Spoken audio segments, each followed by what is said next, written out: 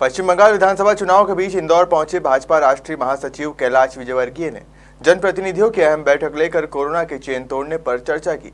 साथ ही जल्द ही ऑक्सीजन और रेमडेसिविर इंजेक्शन की किल्लत को दूर करने की बात कही।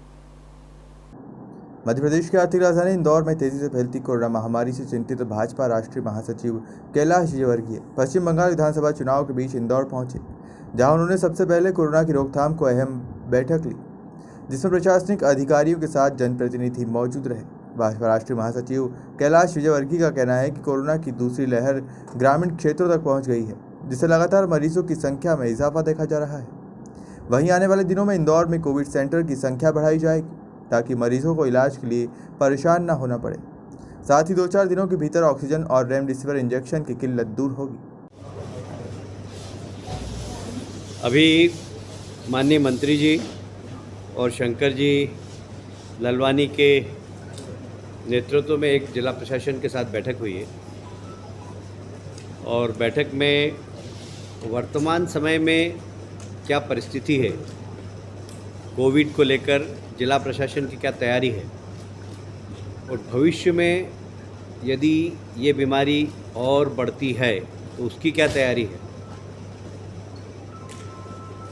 सरकार की जवाबदारी, समाज की जवाबदारी, जनप्रतिनिधि की जवाबदारी और मैं उसको जोड़ रहा हूँ अपनी ओर से मीडिया की जवाबदारी। हम सब की जवाबदारी यहाँ पर होना चाहिए। मुझे लगता है कि इन सब बातों पे विस्तार से चर्चा हुई। चर्चा होने के बाद एक सबसे बड़ी समस्या ऑक्सीजन से संबंधित थी। हमारी प्रतिदिन की आवश्यकता पहले 65 टन ऑक्सीजन मेट्रिक टन की आवश्यकता थी, वो बढ़कर अब 100 हो गई है और भविष्य में 125 तक जाएगी। तो हमने उसकी तैयारी की। पहले 65 की थी, उसकी तैयारी कर ली थी, पर अब पेशेंट्स की संख्या बढ़ती जा रही है, हॉस्पिटल की डिमांड बढ़ती जा रही है, तो वो 100 तक पहुंच गई है, पर वो 125 तक जाएगी। तो हमने उसकी तैयारी भी कर ली। जैसा आपको विदित है कि रिलायंस ने पहले 60 भेजी है। अभी हमने इस बैठक में ही मैंने रिलायंस के अधिकारियों से बात की है।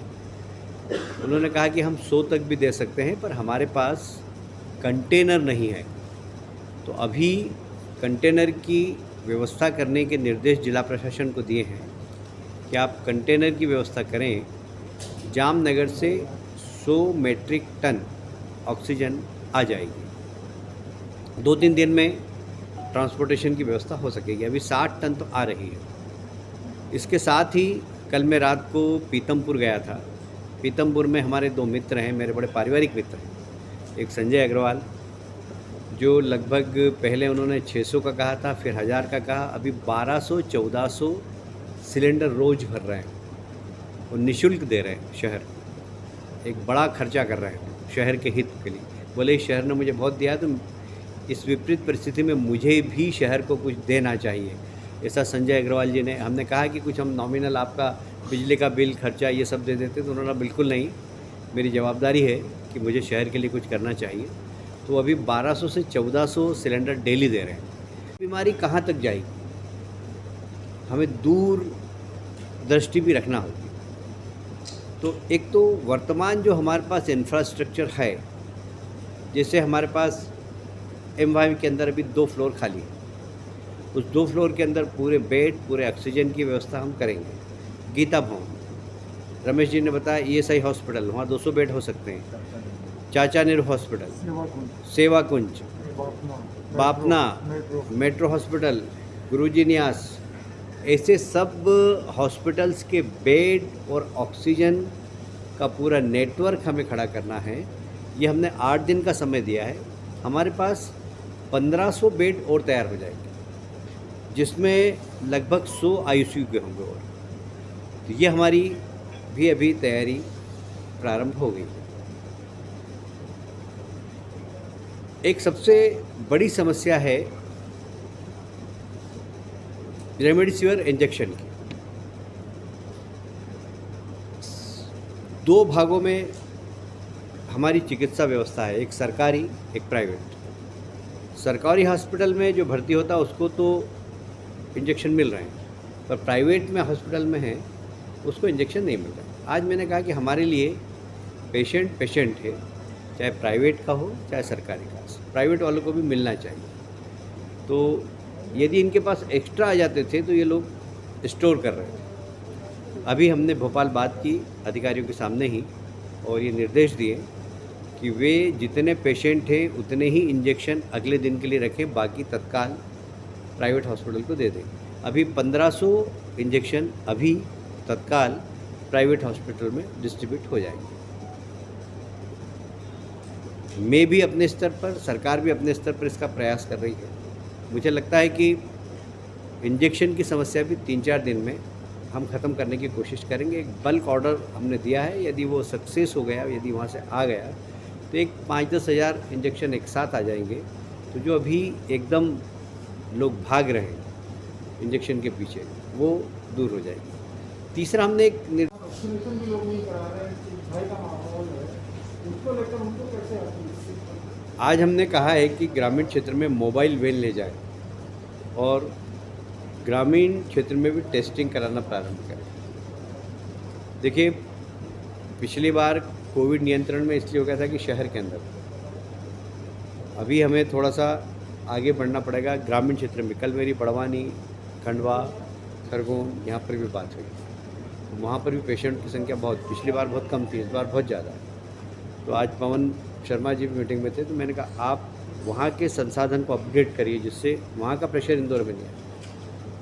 तो वो सारे अभी हॉस्पिटल, सारे डिस्ट्रिक्ट के लोगों से बात करेंगे और वहाँ पर क्या कर सकते हैं उस बारे में वो कार्य योजना करेंगे। राधा स्वामी जो कोविड सेंटर बन रहा है उसको लेकर कोई व्यवस्था रहेगी? देखिए, राधा स्वामी का उपयोग हम लास्ट में करेंगे। उसके पहले जो हमारे पास इंफ्रास्ट्रक्चर उपलब्ध है, जैसे एमवाई की 2 फ्लोर खाली है, उसमें बेड लगा दें और ऑक्सीजन की व्यवस्था कर दें, तो वाला चालू हो जाएगा। चाचा ने हमारे पास तैयार है।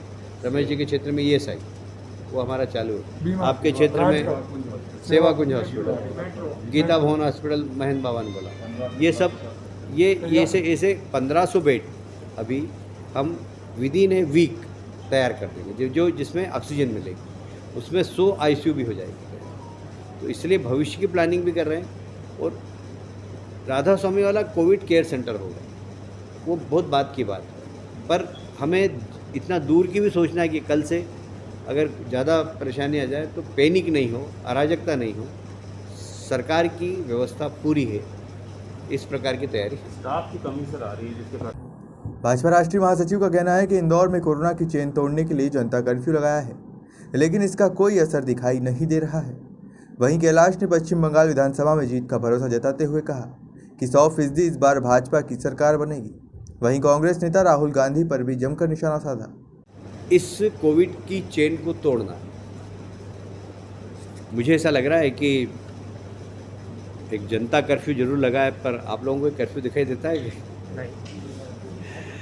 मैं आपसे आग्रह करूंगा कि सरकार शक्ति करे, पुलिस शक्ति करे, उसके पहले अपने स्वास्थ्य की चिंता हम सबको करना चाहिए, शहरवासियों को करना चाहिए। इस शहर ने सारे देश को प्रेरणा दी।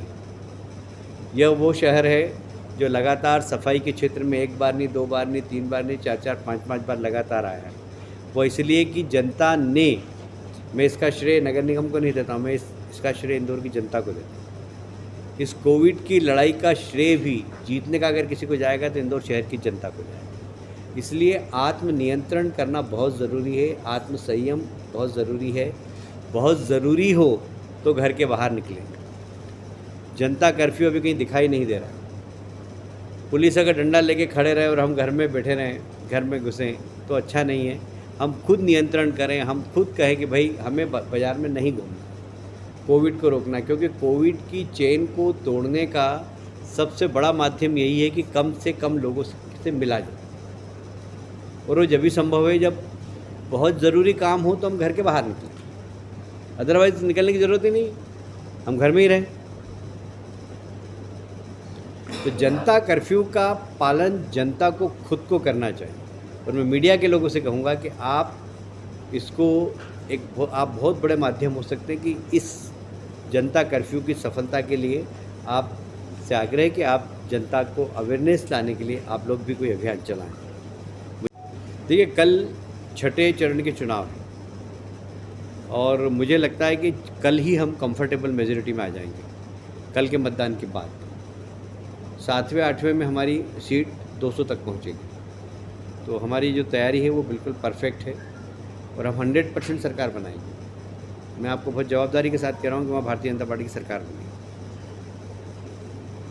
लेकिन फिर भी सर जिस तरीके से प्रचार प्रसार बंद कर दिया है और जी, कांग्रेस ने भी प्रचार बंद हो गया है। कांग्रेस के प्रचार बंद करने से और प्रचार करने से बंगाल में कोई फर्क नहीं पड़ता। कांग्रेस है ही नहीं, वहाँ सिर्फ 2 डिस्ट्रिक्ट के अंदर कांग्रेस है, मालदा में और मुर्शिदाबाद। उसके अलावा कांग्रेस है ही नहीं।